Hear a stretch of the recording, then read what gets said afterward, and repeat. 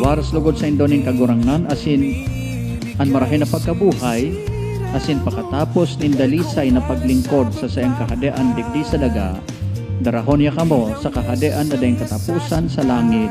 Amen. Asin bendisyonan kamo kan Diyos na makakamhan, an Ama, asin an Aki, asin an Espiritu Santo. Amen. Sa'yo lang napaliw, sa'yo lang nagkaganito, sa'yo naramdaman ng puso ko lahat. Sa'yo lang ako naging ganito.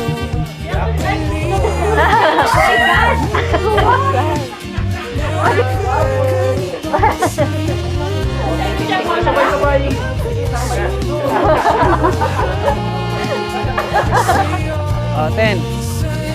Ko, putol na yan ko. M. Jang. Alon. Unboxing. Unboxing.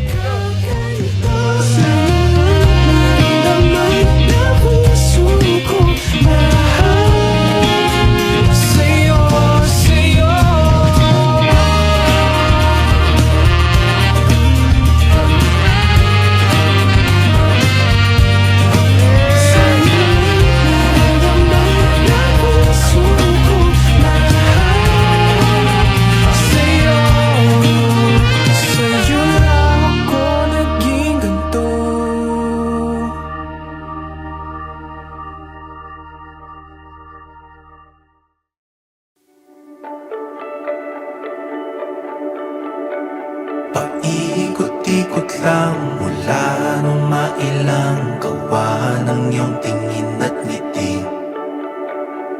Di sinasadyang mahulog mahibang, aasa na tayo sa huli. Aaminin ko pa, o baka bigla lang mawala kung ano mang sa ating dalawa. Ni, ikaw ang pinakadakulang blessing na nagabot na pinapasalamat ko sa Diyos. Ang pagpadangat mo ang nagtataos akong inspirasyon para mas maging marahay na tao. Mga ako sa karahayan ka sa imong kalooban. Buhay ng isa't isa. Paikot-ikot lang mula nung mailang gawa ng iyong tingin at ngiti. Sa pirang taon na kita magkagustuhan na, and sa almost 4 years na nag-iibahan kita sa couple, sa kada aldaw na kaibahan ta ka, mas mapapatunayan ko kung gaano mo talaga ako kapadangat. Dahil ko lubos maisip na si dating magbarkada lang, maabot kita sa sitwasyon na araw ka ini. Dahil ko lubos maisip ang taong dai paragiro, grabing pagkasurupgon ang makakaibanan at papadangaton ko palan habang buhay.